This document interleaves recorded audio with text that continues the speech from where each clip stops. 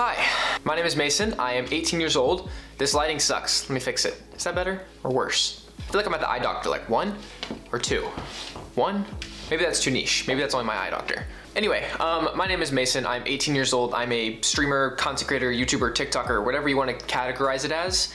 I make videos online. It's cool. And this year, I am skipping college to move out and go full-time at 18. This is just kind of like where I've found myself. Like, this wasn't originally the plan, but I'm here now. So I kind of wanted to share with you guys, you know, how I did it, any questions that you guys had, which is why I made an Instagram story post and said, ask me anything for a Q&A, and then mainly focused around moving out and going full time. And then I had a little follow-up. I mean, you can pause if you want to read it. It's basically just saying, you know, any questions about moving out, what I have planned, how long, stuff like that. Or more specifically, kind of how I did it, how you can do it, how I got here. And you guys did not disappoint. There are a lot of questions that I can talk about. That's still really cool to me, by the way. Like a little side note. I used to watch YouTubers that would do that, and they would like do a Q&A or something, and they would scroll through all the responses, and I was like, how cool would that be to have like a bunch of responses to a Q&A? And now I'm here, so it's just kind of a cool feeling. Anyway, let's get into it and talk about moving out at 18. Do you worry about not keeping a consistent view count? So with like content creation, views fluctuate. That's just something that happens, like YouTube, TikTok,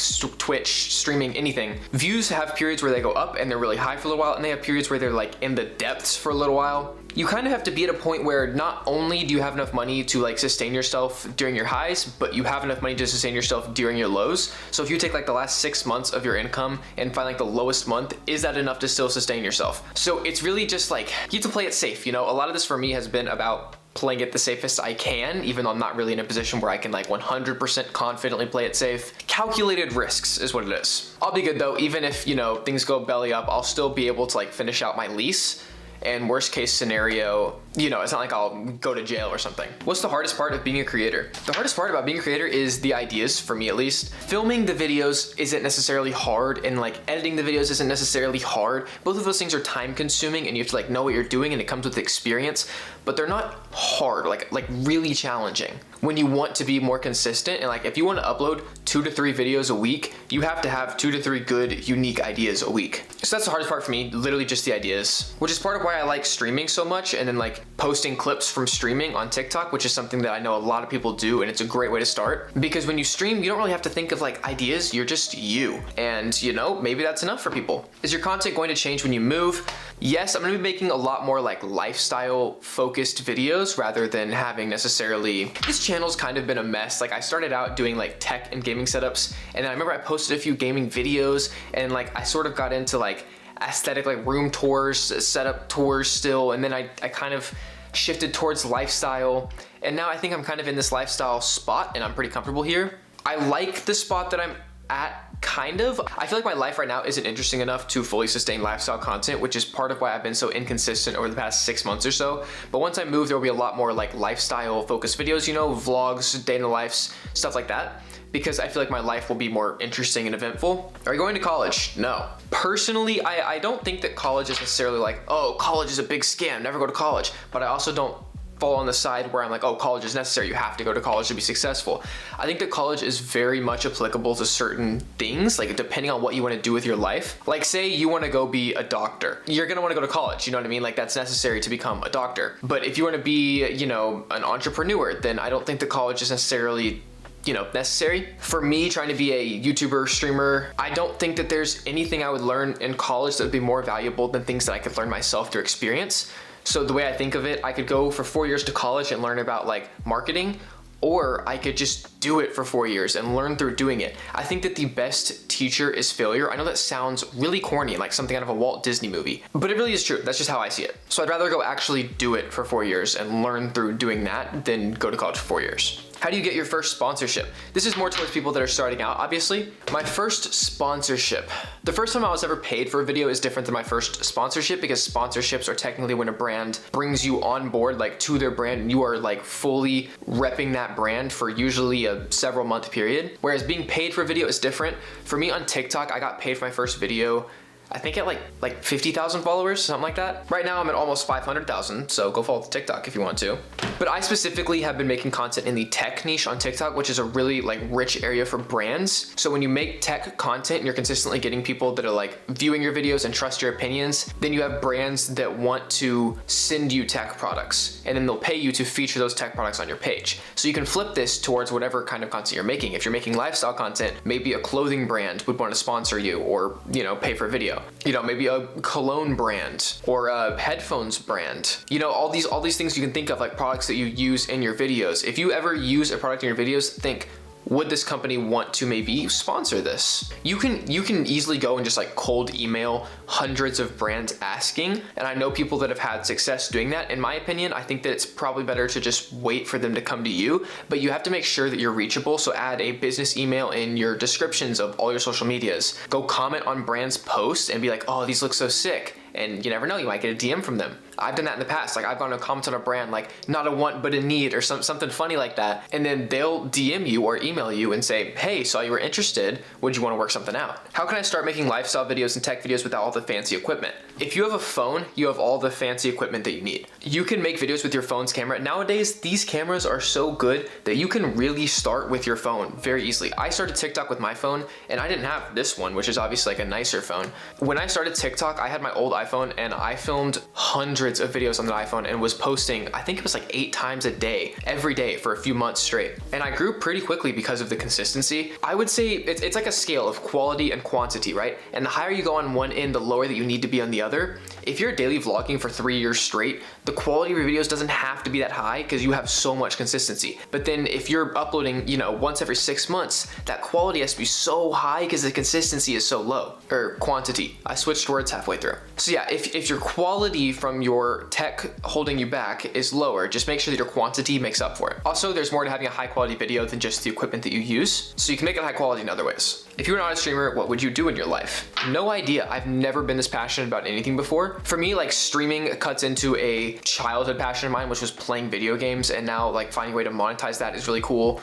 And then like making YouTube videos about my lifestyle and stuff. I've always been a little bit more of a social person, and I like just going out and like doing things, which makes it pretty fun to film myself doing those things and then make videos about it. And also like being a social person and having all these people that interact with me all the time through videos, through comments, through shares, stuff like that. Having them interact and like talk to me through videos is really cool. So I feel like I just kind of took the only things that I was passionate about, and this is like the only spinoff of that to make money that I've ever been passionate enough about to pursue. I can't think of any other job that I would want to do. Like maybe videography or something, but even then I don't want to work under a boss. I know that like nobody in the world wants to work under a boss. But for me, like I really wanted to be my own boss. Like the only way that I get work done is me, and I don't have to like rely on somebody else telling me what to do, or I don't have to like fall under somebody else's, like they can tell me what to do. I've just never liked that idea. Even before I did like streaming and content creation, I did coaching one year for like when COVID first hit. I played soccer for my whole life up until then, and I started coaching like the kids in my neighborhood for money. So that was like a, you know, a self-started thing. That was actually my mom's idea, but I did that for the whole summer, and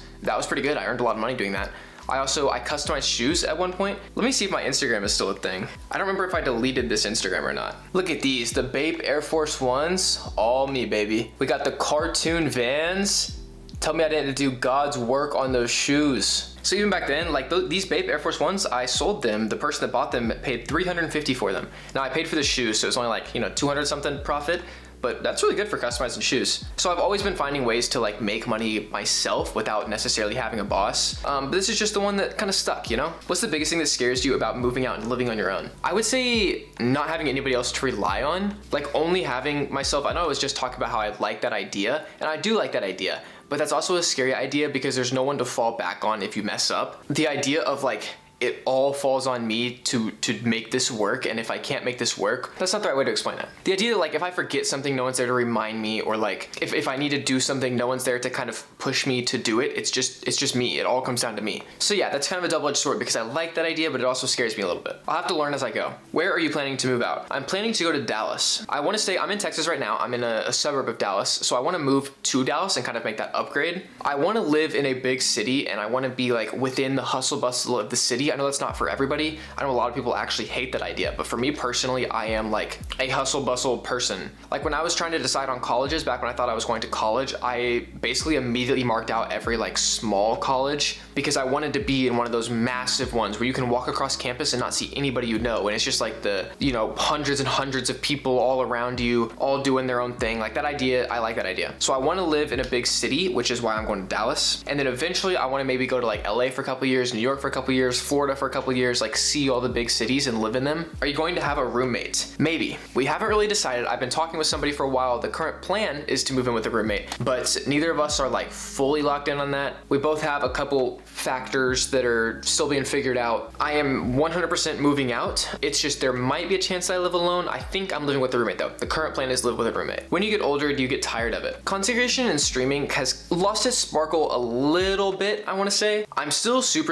passionate about it and I still like love the space, but as you do it for a long time, you kind of start to realize like how scummy some of these platforms are with like their algorithms and the way that creators and like videos are treated on these platforms. When I started out, I just had like, you know, the rose tinted glasses where I see everything like, oh, this is so awesome, I love everything about this. And now like there's definitely some big negatives. There's a lot of stress that comes with being exposed to thousands and thousands of people every day. Even if I stop, like even if I decide like, oh, I'm gonna take a week off, everybody's still like looking at me and watching my videos and commenting and like judging me for the next week. So there's never really a full break. And I know that sounds like a good thing if you haven't like experienced it, but it's super easy to say like, oh, don't let the hate comments get to you or something, but it goes deeper than that when it's just like constant negativity and you have to just be able to deal with it and not let it affect you. And it's a skill you develop over time, but it does get old dealing with that all the time because there's just never a break from it. And just kind of putting yourself out there to be judged by thousands of people is, you know, it takes a little more out of you every day. But I do love what I do. There's nothing else I can imagine doing, like I said. And it's like, it's a trade-off I'm willing to take. How big is the new apartment? It's not gonna be huge. Like I don't have a ton of money to spend on it. I'm planning for a little over 1,000 square feet. If I live by myself, it would be around like 900 to 1,100 square feet. And if I live with a roommate, it would probably be like 12 to 15 range, which is definitely like a crazy good first apartment. That's not me trying to like, that's still a really big like step. I'm not trying to diminish it. But I'm not moving into like some, you know, New York City high-rise penthouse with 3,000 square foot private balcony. I'm not there yet. What's the most amount of money you've made off of one video? Talking about income is a little bit taboo. I'll share this. I don't have too much of a problem with that. Just know this is not consistent. Like I'm gonna say this and people are gonna be like, oh my God, he's doing 20 videos a month. It doesn't work like that. Income with content creation is kind of like iffy. Like you really have to do it to understand it fully. The most I've ever made off of one sponsored video though would be on TikTok, 2,500? Yeah, 2,500 from one video on TikTok. Again, that's not 100% goes to every sponsored video I've ever done. It doesn't translate directly to YouTube. It doesn't translate directly to Twitch. That's just like one tiny example. But it goes to show like there is like money in this industry. I feel like some people have the idea of content creation as just being like a little like hobby thing. No, you can absolutely make it a full-time job. When you move in out, 5 months, as soon as I graduate from high school. Best way to get into streaming / content creation. You really just have to start. Like so many people are waiting for the perfect opportunity or the perfect like tech or, you know, when I get this, I'll start. When I do this, I'll start. When I'm in this position, I'll start. You just have to start and get going because starting is the hardest part. And once you start, you can kind of fall into a routine, let that carry you. But there is no perfect way to start. You just have to do it. What are your aesthetic ideas for the apartment? I have a lot of stuff saved on Pinterest. I don't want to share too much yet because I want to do like a whole series when I move out about like building and decorating the apartment. I do have some stuff saved to give you guys like an idea. Which ones should I show? I definitely want a more like natural feel to it with a lot of natural light and a lot of like plants. I don't want to go for like the super gamery RGB stuff like that. Stuff like this are the kinds of things that I save on Pinterest, just like a really roomy area that feels like cozy. I also like the more neutral color schemes rather than having a bunch of color. You'll see when I move out though. How long do you plan to do content creation for? Until I'm not passionate about it anymore. I want to reach a point where I'm able to retire, you know what I mean? Like I want to be at like 25, 30 years old and I'm able to retire, which sounds crazy, but it really is doable. I want to be at a point where like when I turn 30, I could stop and be fine for the rest of my life. I would still probably keep going for a while, but I want to be able to stop whenever the passion runs out and not force myself to keep making videos just for the sake of making videos. But I don't think the passion will run out like ever. Like I can't see it running out. I'm self-aware enough to know that someday like I'll be old enough, like I want a family, that I'm not just gonna keep going, and I'm not gonna start a family channel because that's weird. I don't like family channels. What's the first thing you're gonna do after settling into your new house? Probably film. Like I'm gonna be filming the whole process moving. the first thing I'm gonna do is furnish it. I wanna go on like a big trip to like IKEA to like actually get everything furnished. I know that a lot of people recommend not furnishing straight off the bat because it's expensive, but I wanna have enough saved up so that when I move out, I can immediately like start building up the apartment rather than just living on the floor for a couple months. Anyway, it's been a while. I don't want to keep going because I feel like this video is getting very long. If you guys have more questions, you can leave them in the comments, and if it's like a easy one to respond to, I'll go for it. But yeah, I'm gonna head out. I have to go pick up my car from the shop, so I'm gonna go do that. Sounds like a lot of fun. I know you're all jealous. But yeah, I hope this was helpful for some of you. I'm sorry for a little bit of a cop-out video today, but the vlog was ruined because my car broke down. So you guys are getting this instead. Still hope that you guys found it enjoyable or helpful or whatever it may be, and I will see you guys tomorrow for the next day of Vlogmas. Peace out.